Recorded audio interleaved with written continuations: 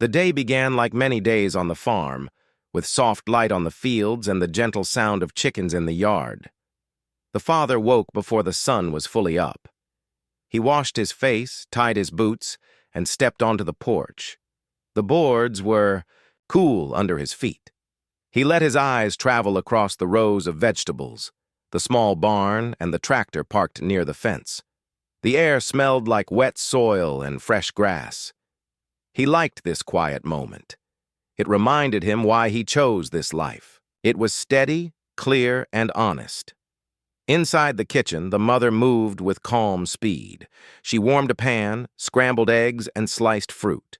She packed 2 lunches and checked the market list. The older child, a teen, came in rubbing sleepy eyes, but smiling. The younger child followed, carrying a notebook with a list of chores. The family moved like a small team. Each person knew what to do. The father poured coffee and added a little honey.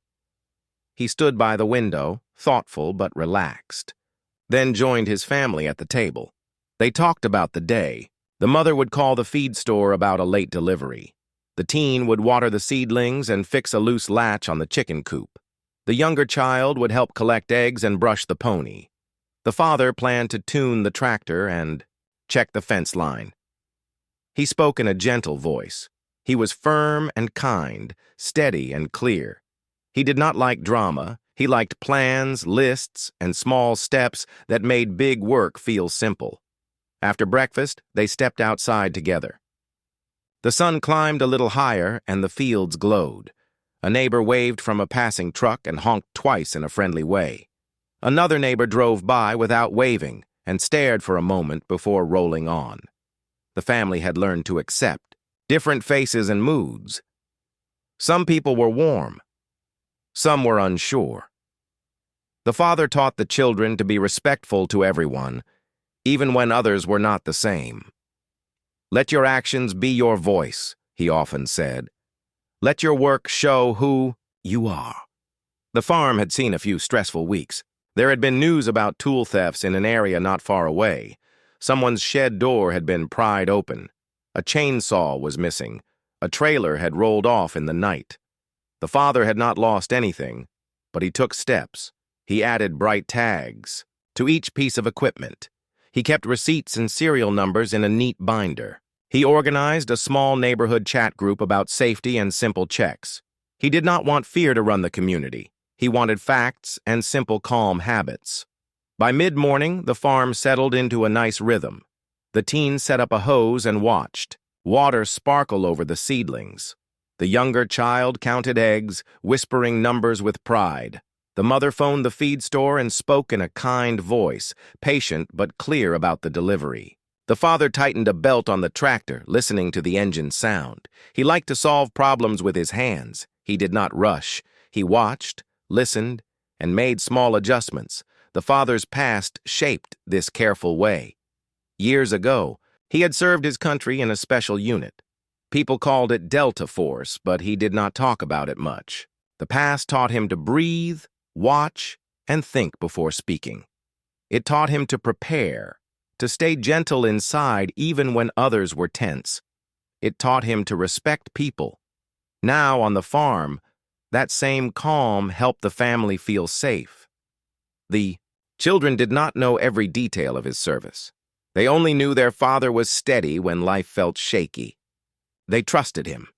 It was nearly lunchtime when the father noticed a patrol car moving slowly down the road. It was not strange to see a patrol car in the area. Officers sometimes drove by, checking the roads, waving at farmers and making sure everything was fine. But this car slowed in a careful way, like the driver was trying to read the small world inside the fence. The father felt a small change in the air. He did not feel fear. He felt alert, the way a sailor watches the sky for a change in wind. The car stopped by the gate. 2 officers stepped out. They looked around with serious faces and walked toward the fence. The father set his wrench down and wiped his hands on a cloth. He walked toward the porch and called to his family in an even tone. "Let's pause and come to the porch," he said. His voice was kind and strong. The teen clicked the phone camera on without making a show. It was a habit they had discussed, not for drama, but for record-keeping. The younger child stood by the mother, who placed a calming hand on the child's shoulder. "Good morning," the father said, meeting the officers at the gate. He did not cross his own fence. He stood on his porch steps, where they could see him clearly. His stance was open. He kept his hands where they could be seen. He spoke in simple sentences. "How can I help you today?" His tone was warm, not sarcastic, not cold. One officer introduced himself and said there had been a call about suspicious activity near this property. The words hung in the air like a cloud with no rain. The father asked, "What activity did the caller describe?" The officer glanced at his partner and said something about equipment that might match items from recent thefts. The father listened. He did not argue. He did not rush. He nodded once and let the officer finish speaking. "Thank you for letting me know," the father said. "We can talk here on the porch. I have documents for the property and equipment. If you like, I can show them to you here." He kept his voice even. He did not open the gate. He did not invite anyone onto the field. He set a boundary in a respectful way. It was a simple line. "We can talk here, we can share papers, and we can keep everyone safe and calm." The mother stepped forward with a binder. It was thick but neat, with labeled tabs. "Deed," one tab read. "Receipts," read another. "Cereals," read a third. The mother's hands did not shake. She had prepared this binder months earlier after hearing about the thefts. Preparation gave her peace. She handed the binder to the father, who kept one hand on the porch rail and one hand on the binder. The officers stood at a polite distance, their shoulders tight but not angry. The teen stood off to the side and recorded the scene. The camera was not in anyone's face. It was simply on, capturing sound and view. The younger child watched quietly, learning without quite knowing it. Learning how to stay respectful and still, how to let the adults speak and keep the center of the family strong. The father opened the binder and turned pages with care. "This is our deed," he said, showing the page clearly without handing it over yet. "These are receipts for the tractor and the trailer. Here are the serial numbers. You can read them. I can also read them aloud." His voice made the space feel like a small classroom. The officers leaned in slightly, not to invade space, but to see better. The father read numbers and dates. The mother added a date when asked. The officers nodded and took notes. As the minutes passed, the mood softened a little. The father noticed. He also noticed small details without judgment.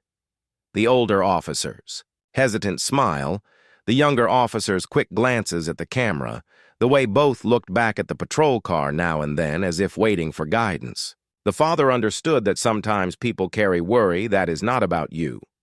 Sometimes a person carries a story from a previous call. Sometimes a person is new and not sure how to act. He gave them space to be human without giving up his own. Calm ground. A neighbor walked past on the road and slowed down. The neighbor looked curious. The father lifted his hand in a small wave, not calling attention, just a simple signal. "We are okay. We are talking." The neighbor nodded and moved on. The children looked at their father again and relaxed a little. The pony shook its mane as if to say, "Life goes on."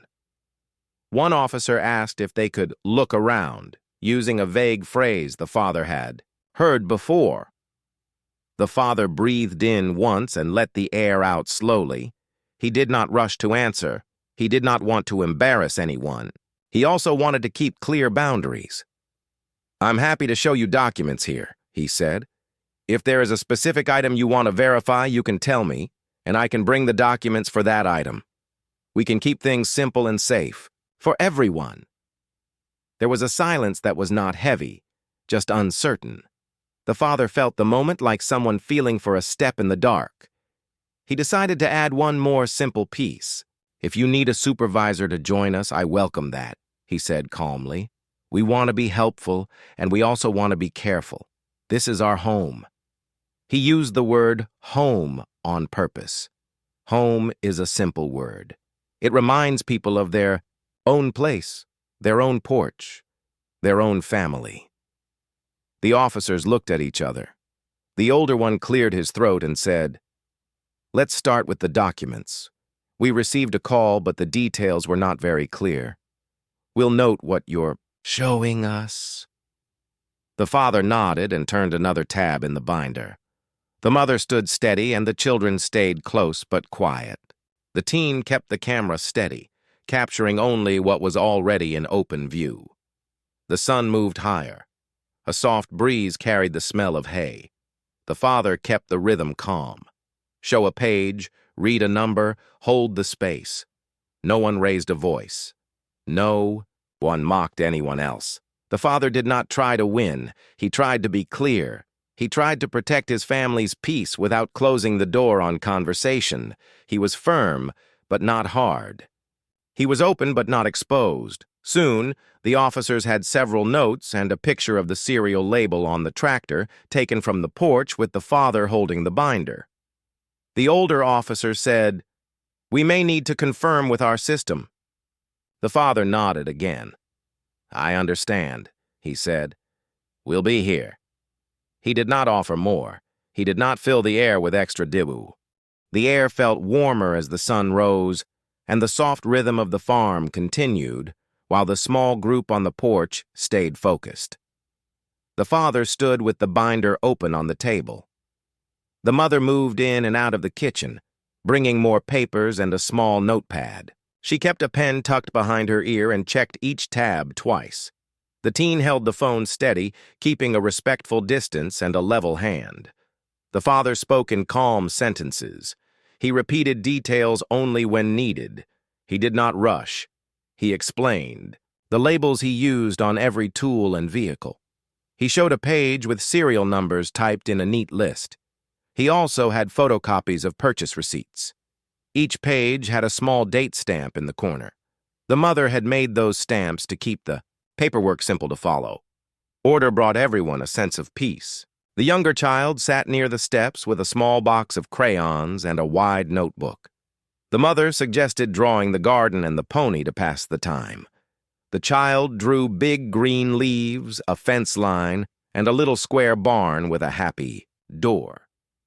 Every few minutes, the child glanced up to make sure the father was still smiling. He always gave a small nod to say yes, he was fine, and yes, they were safe. One officer asked questions in a firm tone. He wanted to know about the tractor and the trailer. He asked how often the family used them. The father answered in simple words. "We use the tractor daily in the season, less often in winter," he said. "The trailer moves hay, feed, and sometimes fencing. We keep them locked near the barn at night." He did not add extra stories. He kept to facts and dates. The other officer was younger and quiet. He looked around with careful eyes but did not step past the gate. He watched the teen's recording with a shy, uncertain glance. The teen kept the phone low and steady in a way that felt respectful, not dramatic. They had practiced this. The father had taught them a simple method. Acknowledge, breathe, check. Acknowledge the moment. Breathe so your words stay gentle. Check that your tone is kind and your facts are clear. A neighbor walked up the road with a market bag and stopped near the fence line. She was a friendly woman who often traded recipes with the mother. She did not want to interrupt, so she gave a small wave and stayed on the road. The mother walked down 2 steps and met her halfway. The neighbor spoke in a quiet voice. "A rumor had been posted in a local group online," the neighbor said. Someone had suggested the family had new equipment. The mother thanked the neighbor for telling her and did not add any heat to the moment. The father did not react to the rumor. He kept his focus on the porch table. He did not allow outside noise to turn a calm moment into a tense scene. He knew from past lessons that attention is like a light. He chose where to point it. He pointed it at the binder, at the dates, at the clear path of cooperation. He pointed it at kindness, offering water, using polite words, letting everyone breathe. When the officers asked to take a quick look around, the father held the line he had set. He used a warm voice. "I'm happy to show documents here," he said. "If you want to verify a specific item, tell me which one, and I can bring the papers for that item. We can keep this simple and safe." He did not raise his volume. He did not change his face. He kept his hands visible and relaxed on the table. He took out his phone and called the county office. He asked to speak with a supervisor and shared the report number the officers had given. He asked politely for a supervising sergeant to come by, explaining that he wanted clarity for everyone. The dispatcher thanked him and said a supervisor was on the way. The father wrote the time and the name of the dispatcher on a sticky note and placed it inside the binder's cover. Next, he called their family attorney. The attorney knew the family from farm co-op meetings and had helped with lease paperwork in the past. She answered quickly. The father spoke slowly and used the simplest terms. He described the visit and the steps already taken. The attorney advised him to keep the conversation on the porch, to continue showing documents, and to request that all questions be tied to a specific claim. She also suggested asking for the incident number in writing. The father noted each point and thanked her. The mother listened with one ear while straightening the next set of pages. Invoices for the tractor repair, the fence materials, and last year's irrigation parts. She added a short letter she kept for moments like this. In the letter, she politely stated that the family did not consent to any search, but they were happy to share documents on the porch and answer questions about specific items. The father read the short letter aloud in a gentle tone and placed it on the table where everyone could see it. A soft rattle of gravel sounded at the end of the road. The feed truck appeared, right on time. The driver climbed down from the cab, gave the officers a small nod, and waved to the family like always. He carried the delivery slip and called out to the mother that he had the feed mix they had requested. The normal rhythm of farm life touched the scene. The father felt a small warmth in his chest. Normal, steady things are strong. The officers watched the driver roll a small pallet toward the barn. The mother stepped down to sign for the delivery, keeping the porch in view. The driver, who knew the family well, said, "You folks always keep your records better than any farm I visit." He smiled and tapped the delivery slip, where the account number and long history were printed. The officers heard the remark. The father did not comment. He let simple facts do the talking. The teen kept recording, but also took notes when the phone rested on the porch rail. The father had asked the teen to write down the timestamps for key moments. He wanted a clear, calm record. When the officers arrived, when he showed the deed, when he read the serials, when he called the county office, when the feed truck came, the teen found this task empowering. It was a way to support the family with quiet, steady work. The younger child finished drawing the garden and began a second picture. The porch with two neat chairs, the father, the mother, the teen with a small rectangle in hand, the two officers near the gate, and the pony in the background. The lines were simple and honest. The child added the words, "Our home," above the roof. Then the child looked up and grinned. The father's eyes softened. "That's perfect," he said. "Thank you." The older officer flipped through his notes. His voice lost some of its tightness. He asked the father how long they had lived here.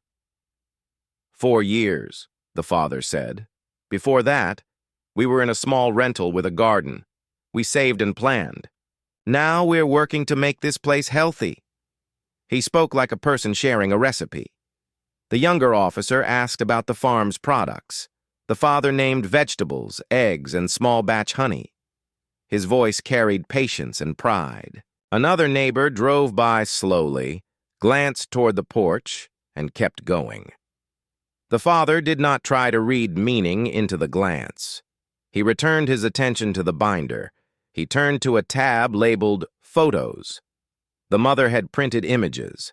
of the farm taken over the past year, the tractor with a clear serial plate, the trailer with a lock in place, the new fencing with dated receipts. Each photo had a date printed at the bottom corner.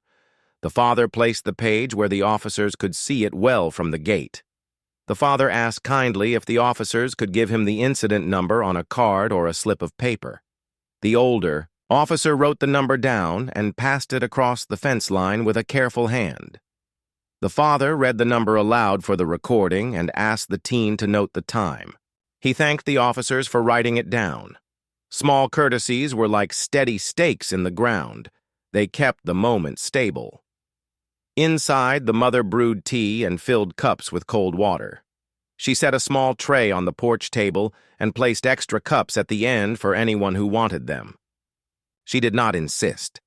She only made the option available. Kindness requires no permission and no reward. It simply reminds people of their shared humanity. Even a cup of water can lower the volume of a tense moment.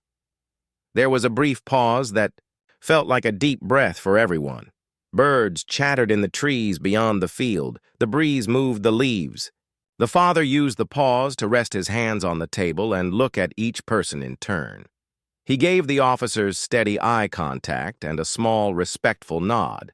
He touched the top of the binder with gentle fingers, as if to say, "We will keep honoring this process." The father's past had taught him to trust preparation and to trust quiet. He had learned to notice details without turning those details into fear. He had learned that a calm boundary is stronger than a loud one. On the porch, those lessons felt like a simple routine. Organize, explain, document, breathe, repeat. It is hard to lose your way when you keep returning to simple steps that help everyone see more clearly. The teen asked if they should move the camera to a small tripod to keep the recording smooth. The father agreed. The teen set the device on the porch rail and adjusted the view so faces were visible but not close. The younger child asked if it was okay to draw the officers, too. The father said yes, if it was done kindly. The child drew 2 figures with small hats and careful lines. The picture included smiles. The child's world stayed honest and soft. The mother stepped back to the table and added a short checklist.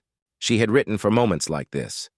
It had 5 lines: stay calm, share papers, ask for clarity, note names and times, and keep everyone safe. The father smiled at the list. A second car rolled to a smooth stop near the gate. The door opened, and a supervising sergeant stepped out. He wore the same uniform as the officers, but his walk was calmer. He looked at the porch, the family, the 2 officers, and the quiet order of the yard. He took a slow breath, as if tasting the air. He closed his door with care, not a slam, more like a soft nod to the moment. The father greeted him from the porch steps. "Good afternoon, Sergeant," he said in a steady voice. The sergeant gave a small nod. He walked toward the fence but did not cross. He kept his hands free at his sides. He looked at the binder on the table, the cups of water, the child's drawings, and the phone on the tripod. He took in the scene as a whole, not as scattered pieces. "I understand there was a call," the father said, keeping his tone simple and respectful. "We've been sharing documents on the porch. We want to keep this clear and safe for everyone." "Thank you," the sergeant said. "I'm here to make sure this stays fair and calm." His voice carried a quiet authority. He turned to his officers. "Let's reset and walk through what we know." The word reset was like a gentle broom moving across the floor, clearing old dust. The older officer explained the original call in a short summary, a report of suspicious activity, possible match to tools taken in a nearby theft. The sergeant listened with his head slightly tilted, as if he was hearing the tone as much as the words. He then faced the porch again. "Do you have property and equipment records?" he asked. "Yes, sir," the father said, and he opened the binder. The mother stood beside him and slid the top tab forward. "Deed," it read. The father held the page so the sergeant could read the names and parcel numbers from where he stood. The teen kept the camera steady and quiet, recording like a careful witness to the weather, not a judge. The sergeant read each line with patience. He asked a few clear questions. The father answered with dates, invoice numbers, and serial codes. The mother tracked each question and silently placed the next needed paper on the stack. The rhythm was firm and soft at the same time. Ask, answer, document. Breathe. The younger child made a tiny humming sound while shading in a blue sky over the porch in the drawing. When the father reached the tab labeled Serials, he paused. He looked at the sergeant and then at the two officers. "I'll read the serial numbers for the tractor and trailer," he said. "You can check them with your system from here. If you need a close photo of the serial plate, I can roll the equipment closer to the fence and hold the document up so you can confirm. We want to stay on the porch and keep boundaries respectful. I hope that works for you." "That sounds fine," the sergeant said. He appreciated the offer to make verification easy without a full walk onto the property. He signaled with a small nod to the older officer to call in the numbers. The father read them aloud slowly, one group of digits at a time, like reading, a recipe that matters. The teen repeated the numbers softly for the recording and noted the time in the written log. While they waited for the dispatch check, the sergeant looked again at the porch table. His gaze rested on the simple checklist the mother had written. Stay calm, share papers, ask for clarity, note names and times, keep everyone safe. The sergeant almost smiled. "That's a good list," he said. "Thank you," the mother replied. "It keeps us focused." The older officer's radio crackled and he turned slightly to hear the reply.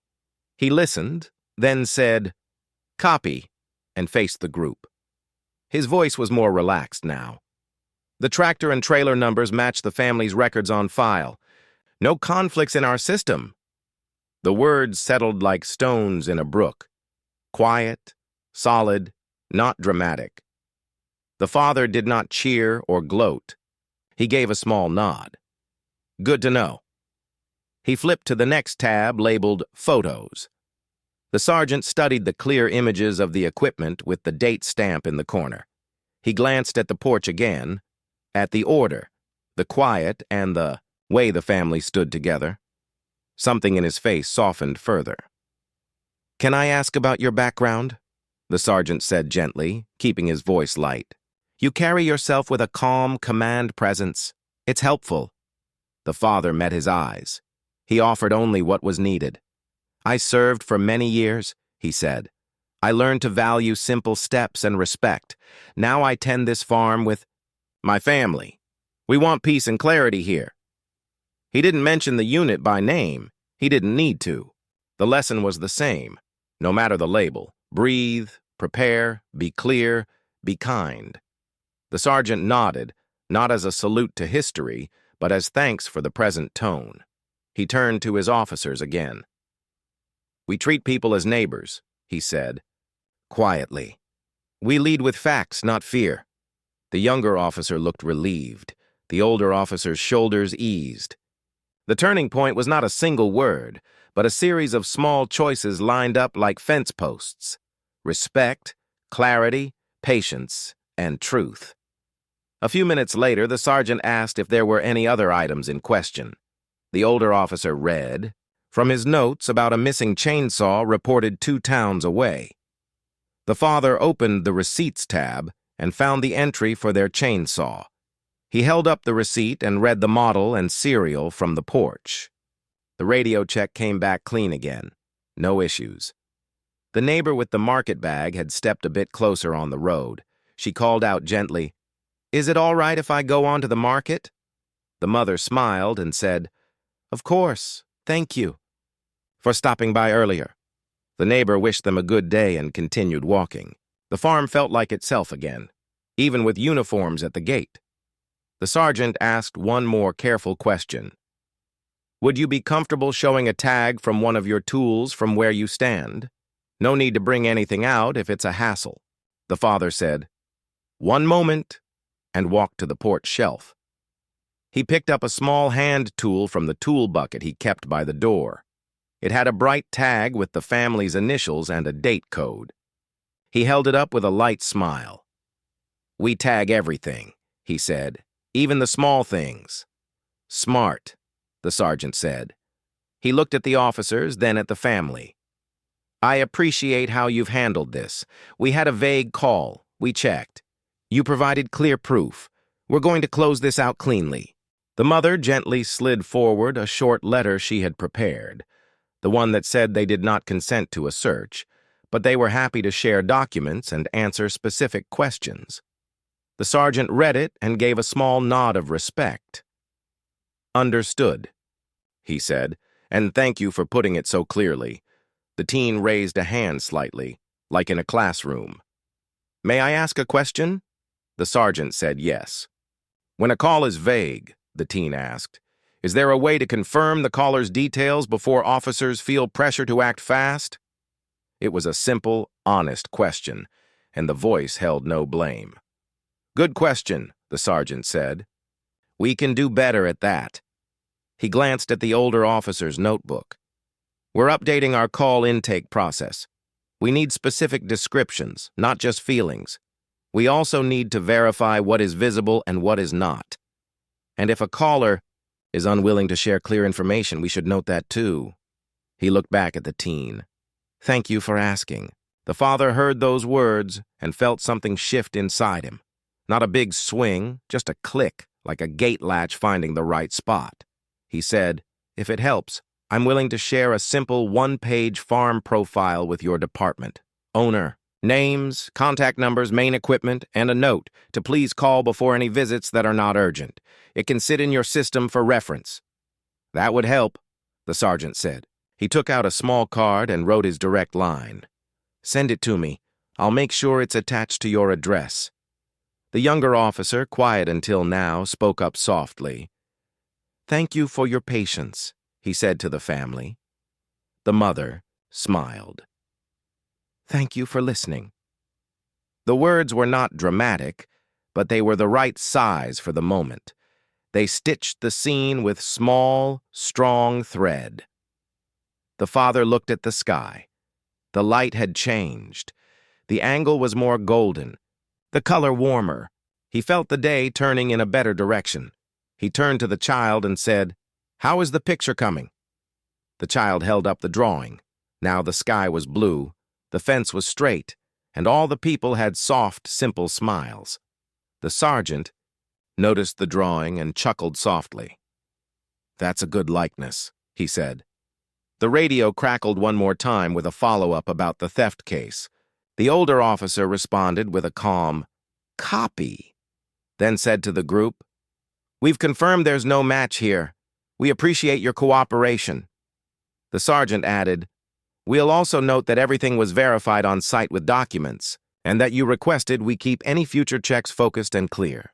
The father took a breath and then spoke the sentence he had been holding. "We want to be good neighbors. If there are concerns, we ask for fair and specific communication. We will always respond with respect and with records." "That's the right way," the sergeant said. He looked at his officers. "Let's wrap this up." He turned back to the family. "Before we go, is there anything else you want us to know?" The mother said, "Yes, there are rumors online that are not kind. We won't chase every rumor, but we do want a note in your system that our records are in order and we are reachable." "Done," the sergeant said. "We'll log that." The father added one more polite request. "If your department offers community sessions, we would attend. We can help explain how farms work, tags, receipts, seasonal changes, so calls are more accurate. We can also learn how to signal concerns in a way that helps you. We want partner." The next morning began quiet, like a page turned gently. Dew clung to the leaves, and the sky looked washed and new. The father drank his coffee on the porch and checked his notes from the day before. The binder sat near his elbow, a calm block of order and proof. He did not feel angry. He felt ready. He had one simple plan: Keep things clear and keep people talking to each other. His phone buzzed. It was the county sheriff calling directly. The sheriff's voice was steady and respectful.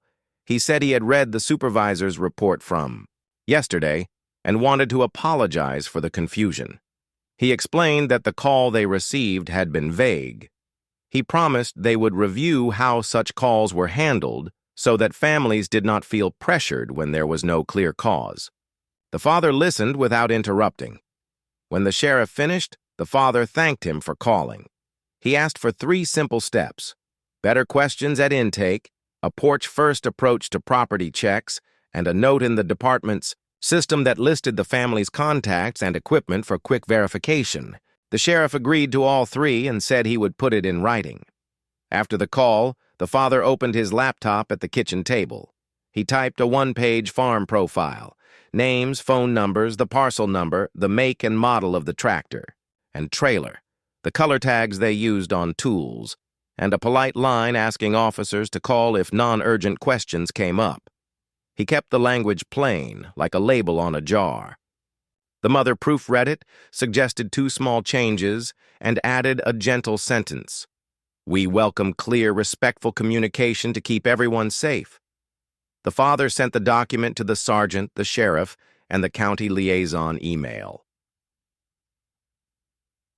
The 16 sat with them, editing the video record into a short time-stamped log. There were no dramatic cuts, no music, no captions that made things bigger than they were. It was just a simple record of a calm porch conversation. The teen prepared a private link and shared it only with the family attorney and the sheriff's office, as a courtesy. The father explained, "We share it to help learning, not to shame anyone." The teen nodded, proud to be part of a clear plan. By mid-morning, an email arrived from the sergeant. He confirmed that the farm profile was now attached to the property address in their system.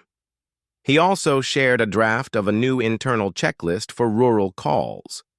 It looked familiar, in a good way.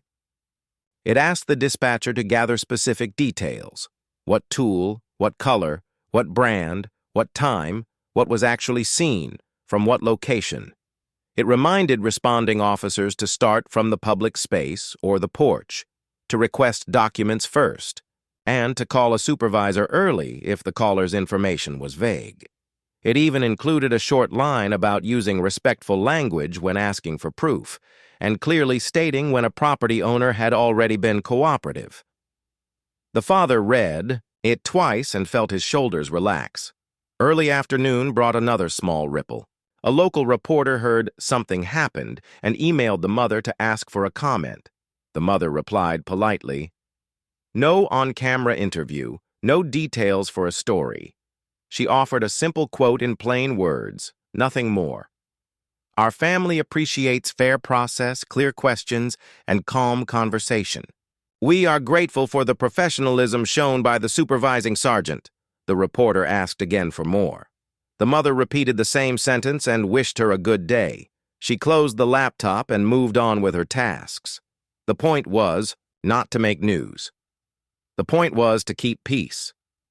That weekend, the community center held a listening circle. It was an idea that had been floating around for months, but yesterday's porch visit gave it shape. The center smelled like wooden floors and fresh coffee. Chairs were set in a wide ring. On a small stand, a sign listed 4 agreements. Speak. In I language, no interrupting, assume good intent, and ask for clarity, not victory. The father liked the sign. It felt like the farm's own checklist, but for people's hearts. Neighbors came. Some waved to the family with easy smiles. Others entered quietly and kept to the edges. 2 officers attended in plain clothes, along with the sergeant, who wore his uniform but left his hat on a chair. A local pastor agreed to moderate. He had a soft voice that made people want to breathe slower. He opened the circle with a simple sentence: "We are here to understand more and to move forward together." The father spoke second, after a retired teacher. He kept his words short and steady. "I want safe streets and safe families," he said. "I also want fair calls and clear questions. If you see something that worries you, Please describe the exact thing you saw. If you are not sure, please ask a neighbor first. We are happy to answer questions in daylight with documents on the porch. He didn't say anything about his past service. It wasn't needed here. This was about shared keys and fences, not old titles. A neighbor who was sometimes distant raised her hand. She admitted she had felt nervous lately because of the thefts, a few towns over. She said online posts made her worry about any new item she noticed in a yard. "Sometimes I think the worst too fast," she said softly. The father nodded. "That happens," he replied. "Maybe we can build a simple system so questions go to the right person first, not the rumor mill." He suggested a voluntary list that neighbors could opt into with an email or text number for quick check-ins. "Is that your new trailer? What time is the delivery coming? Do you need a hand securing that gate?" Several people liked the idea. The sergeant spoke carefully when his turn came. He described the department's plan to update call intake. He promised that vague calls would be labeled as vague. He said a supervisor would be looped in early on calls about private property that lacked specific details. He also shared the porch first practice the father had requested and credited the family's calm approach. He did not praise loudly. He simply matched the room's tone, plain, respectful, forward-looking. A hand went up in the back. It was a farmer from the far ridge. He explained how tagging equipment helped him. He lifted a small hand tool from his bag, turned it so people could see the bright label with initials and a date, and said, "This removes doubt." A few folks wrote notes. The mother offered to share a template for tags and serial logs. The teen said they could make a simple printable sheet for anyone who wanted it. The pastor smiled, pleased to see the we growing. Near the end of the circle, the moderator asked for concrete next steps. The list came together quickly. The department would finalize the updated intake script and share a one-page summary with the town. The community center would collect emails for the voluntary neighbor check-in list. The farm would host a small open gate hour once a month for neighbors who wanted to learn how the tags and logs worked. The teen would prepare a short guide on recording respectfully and keeping a time-stamped log. The pastor would host a follow-up circle in 6 weeks to measure progress. The father wrote each step down in the same careful handwriting he used for field notes. After the meeting, people lingered in small knots. A neighbor who rarely spoke came up to the family and whispered, "Your porch looked calm yesterday. That helped me." The mother thanked them. The teen showed a tiny sample of the guide they were making. 5 lines, big font, simple words. The younger child held the drawing from yesterday and shyly showed the sergeant, who asked if he could take a photo of it for his desk. The child beamed. Small things travel far. The next days rolled forward with gentle proof that change was possible. The sheriff emailed a final version of the rural call checklist with a thank you note. The school invited the father to speak to a civics class about calm leadership and community safety. He brought the binder, not as a prop, but as a lesson. Be ready, be clear, be kind. He spoke simply about preparation as a form of care. The students asked good questions. One asked, "What if someone is rude?" The father answered, "You can be kind without being soft. You can set a boundary without making an enemy. Start with clarity." The teen finished the respectful recording guide and shared it with the community center. It used drawings and plain language. It suggested where to stand so people were comfortable, how to note times without making a scene, and how to store videos safely. It also advised asking, "Are you comfortable if I record for clarity?" when tensions were low, and to keep the camera steady and quiet. The pastor praised the guide for its tone. Nothing loud, nothing sharp, everything focused on being useful. On the farm, normal life felt new again, not because the work changed, but because the weight on the air was lighter. The feed driver came by and made an easy joke that everyone laughed at. The neighbor with the market bag offered a pie recipe and borrowed a small handsaw. She signed a little slip the mother kept for neighbor loans, a cheerful addition to the binder. The younger child set up a small sign on the porch that said, "Welcome to our listening porch," drawn in bright crayon letters. The father kept the sign where it stood. Near the end of the week, the sergeant stopped by in his personal car to drop off a printed copy of the checklist, now official. He stayed on the road, waved from the gate, and said, "For your records." The father thanked him and offered a bottle of cold water. The sergeant accepted, lifted it in a small toast, and left with a simple, "See you at the next circle." There was no big speech, only trust made visible in small steps. At sunset that evening, the family sat together on the porch with bowls of warm stew, the field's glow fence lines. The weeks that followed felt like gentle waves. Each day came with its own simple rhythm: feed the animals, water the seedlings, fix what needed fixing, rest when the sun leaned low. The family kept their small checklists near the porch door. The binder sat on its usual shelf within reach. The new county checklist hung inside a plastic sleeve near the kitchen calendar. It was a quiet sign that people were learning together. One afternoon, the father got an email from the sergeant. It said the updated call intake script had gone live. Dispatchers would now ask specific questions and note if a caller could not give details. Officers would aim for a porch-first approach where possible. A supervisor would be looped in early when a call felt vague. The sergeant thanked the family for their help and added one line that made the father smile. Clear questions, save time, and protect trust. At the next listening circle, the pastor opened with a short story. A neighbor had used the new community list to ask about a late-night delivery. Instead of posting online in a way that would spark worry, the neighbor sent a simple text. "Is that your feed truck?" The farmer replied, "Yes, delayed by rain. Arrives at 10:30. Sorry for the noise." The small exchange turned what might have become a rumor into a shared laugh. People clapped quietly. Small, calm notes were like seeds. They grew.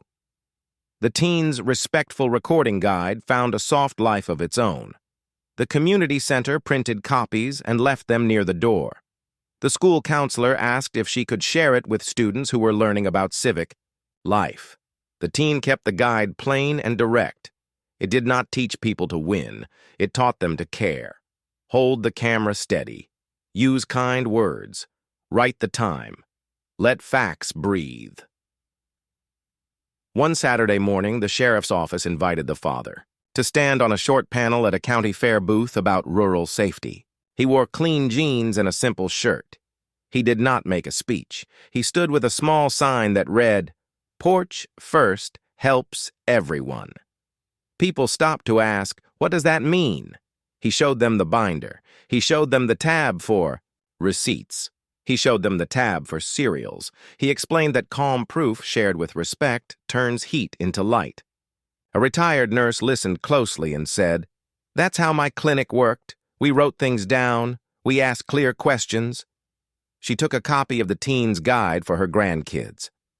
On the farm, the mother started a little project she called the Neighbor Notes. It was a simple folder with short forms that listed what item a neighbor borrowed, the date, and a cheerful space for a return date. It wasn't about rules. It was about memory. The neighbor who loved pie recipes borrowed. A hand saw again and wrote, "Returning Friday with the good apple pie." She did return it Friday. The pie was warm and the crust flaked like a friendly secret. The younger child added art to the porch wall.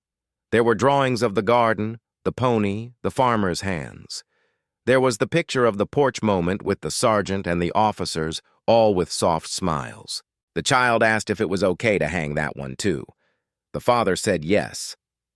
He stood back and looked at it. He saw how the child had drawn the camera small and the faces big. It made him think. The picture chose people over the device. It chose eyes and mouths and open hands over the tools that capture the scene. It was a good choice. One late afternoon, a new test came without warning. A pickup truck idled near the road. The driver was a man who had moved to the area recently.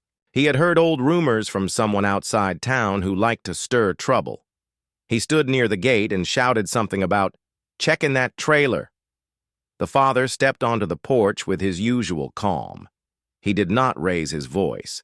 He did not match the man's tone. He spoke in kind, firm words.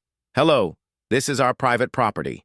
If you have a specific question, please ask it clearly. If it is about the trailer, I can show you documents from the porch. If you feel this is a crime, please call the sheriff. We will talk with them." The man seemed surprised.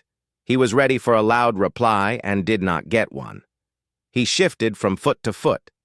The mother brought the binder to the table. The teen set the camera quietly on the rail. The younger child stayed inside and watered a plant. The father waited. He did not fill the air. The man muttered that he would call. He did call. This time, the dispatcher asked him for details. What? Did he see? What was the brand? What time? Was there a photo? He had none of those answers. The dispatcher noted the call as vague and told him a supervisor would review. The man's voice softened on the phone. He hung up and looked at the porch again. I'm new here," he said. "I should have asked better." The father nodded. "Welcome," he said. "If you're worried, you can text the community list. We'll answer when we can." The man gave a small wave and left. The moment ended without heat. It ended with a door open. Late spring brought rain, and rain brought small leaks. The father used the quiet days to teach the teen how to seal a seam, how to patch a tiny hole in the roof, and how to keep tools clean so they last longer. The teen liked the slow, careful work. The father also taught the younger child how to label the seed trays with bright sticks. The child wrote the names in big letters: beans, peas, lettuce. The letters were a bit wobbly, but they were proud letters. The rows of words looked like a line of friends standing shoulder to shoulder. The department made good on their promise to host regular sessions.